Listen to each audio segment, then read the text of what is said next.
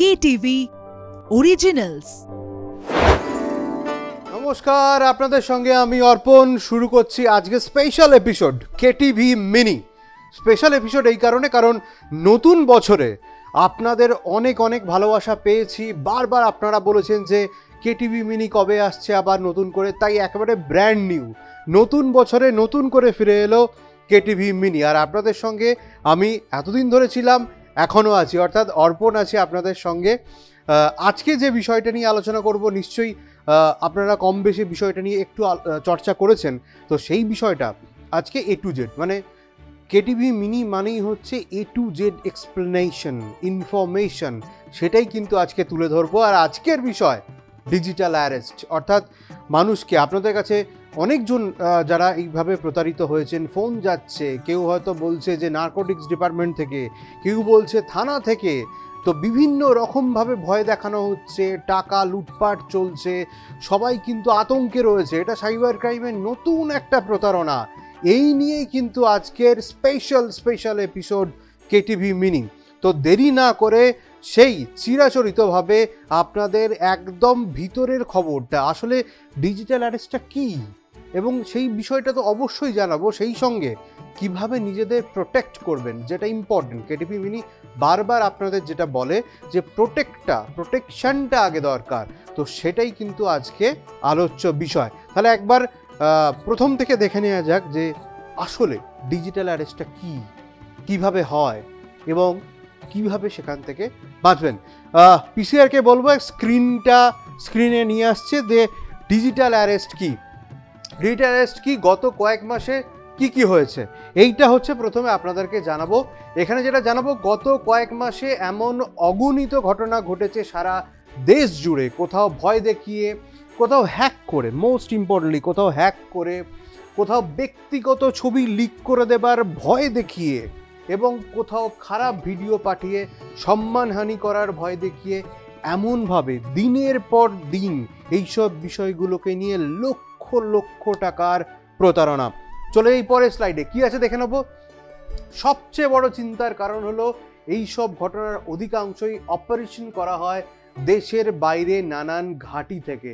Cyber প্রতারণার নতুন এই পন্থার পোশাকি নাম হলো ডিজিটাল অ্যারেস্ট বা ডিজিটাল গ্রেপ্তার। ক্লিয়ার তো? মানে কিভাবে হচ্ছে, মনে হচ্ছে যে আরেকটু বিশদে জানলে কি ভালো হয়, যে কিভাবে অপারেশনটা হয়, এই স্টেপগুলো কি। অবশ্যই কেটিভি মিনি মানে সেগুলোই জানতে পারবেন আপনারা। দেখে নিই এবার অপারেশনটা কীভাবে। ফার্স্ট স্টেপ, কীভাবে আপনাদেরকে প্রতারণা করা হয় আপনাদের সঙ্গে, তার প্রথম ধাপ আমাদের ইনভেস্টিগেশন টিম যে তৈরি করেছে সেটা হচ্ছে, সাধারণত কোনো সরকারি সংস্থা যেমন সিবিআই, নার্কোটিক্স ডিপার্টমেন্ট, আরবিআই যেটা প্রথমেই বললাম, ইডি, ট্রাই, এই ধরনের সংস্থার আধিকারিকদের পরিচয় ফোন করা হয় টার্গেটকে। টার্গেট মানে কিন্তু সাধারণ মানুষকে টার্গেট করে বিভিন্ন রকমভাবে তাদেরকে হেনস্থা করে ভয় দেখিয়ে টাকা লুটপাট চলছে। এরপর সেই ব্যক্তিকে বলা হয় আপনার নামে একটি পার্সেল ধরা পড়ে, যেটা জাস্ট অ্যান এক্সাম্পল, যে কাস্টমস যার মধ্য থেকে ড্রাগস বাজেয়াপ্ত হয়েছে। আপনি শুনেই তো অবাক হয়ে যাবেন। এরপরে আরও ভয় পাওয়ার মতো ঘটনা রয়েছে, বলবে আপনার ফোনে সিমটা নাকি জঙ্গি কার্যকলাপের সঙ্গে যুক্ত। দেখিনি নেক্সট স্লাইডে কি আছে। কোনো ব্যক্তিকে কখনো নীল ছবি দেখিয়েছিলেন, তাকে ফোন করে বলা হয় ট্রাই থেকে বলছি আপনি চাইল্ড পর্ন বা শিশুদের নীল ছবি দেখছেন, সুতরাং আপনাকে অ্যারেস্ট করা হবে। ভাবতে পারছেন কোন বিষয়গুলো নিয়ে আপনাদেরকে হেনস্থা করার চেষ্টা করা হচ্ছে। কাউকে ফোন করে বলা হচ্ছে আপনার নামে একাধিক আধার কার্ড বা প্যান কার্ড পাওয়া গিয়েছে, যা বিভিন্ন রকম অপরাধমূলক কাজে ব্যবহার করা হয়েছে। অর্থাৎ ব্যক্তিগত তথ্যের ভয় দেখিয়ে আপনাদেরকে ডিজিটাল অ্যারেস্ট করা হয়। নেক্সট, এবার হচ্ছে সেকেন্ড স্টেপে কি, এটা তো বলা হলো ফোন করে যে আপনি এই করেছেন, অমুক করেছেন, তমুক করেছেন। সেকেন্ড স্টেপটা, প্রসেসটা দেখুন। প্রসেস, অভিযোগ আনার পরে দ্বিতীয় ধাপে হয়তো বলা হলো আপনাকে ভিডিও কল করছি বা পুলিশের সঙ্গে যোগাযোগ করিয়ে দিচ্ছি। এবার বাইরের দেশের কোথাও থানার মতো বা ইডি, সিবিআই এর নকল দপ্তর তৈরি করে ভিডিও কল করা হয়, একদম ফেক একটা ভিডিও কল তৈরি করা হয়। বলবো এগুলো কিভাবে হয়, কেন হয়, কতটা জরুরি।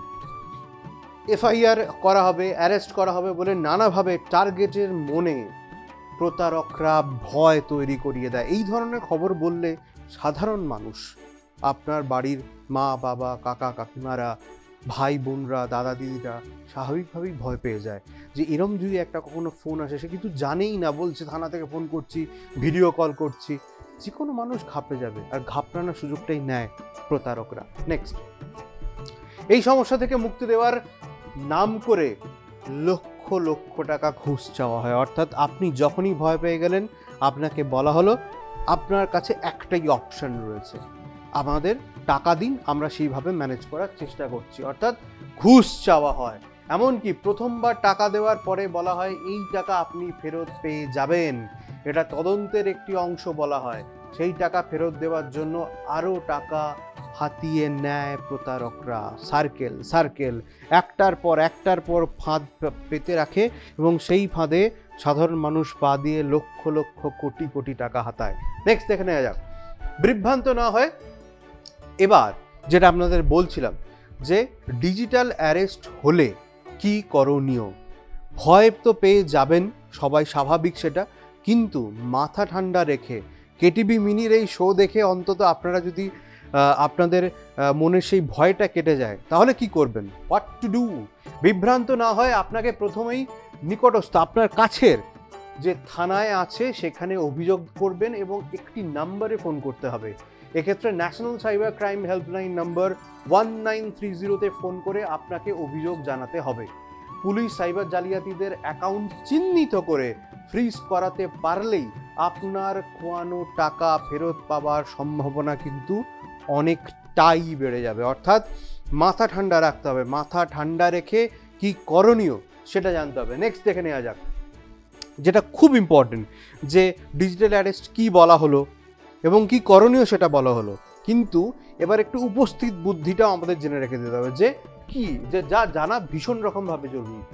কোনো সংস্থার আধিকারিকরা আপনাকে ভিডিও কলে এভাবে সমন পাঠাতে পারেন না। ফলে এই ঘটনা ঘটলে বিভ্রান্ত হওয়ার কোনো দরকার নেই। অর্থাৎ ভিডিও কলে কখনো কোনো সরকারি সংস্থা আপনাকে সমন পাঠায় না। ভিডিও কল ছাড়াও ইমেল, হোয়াটসঅ্যাপ বার্তা পাঠাতে পারে এই জালিয়াতরা, কিন্তু তা কখনোই বৈধ নয়।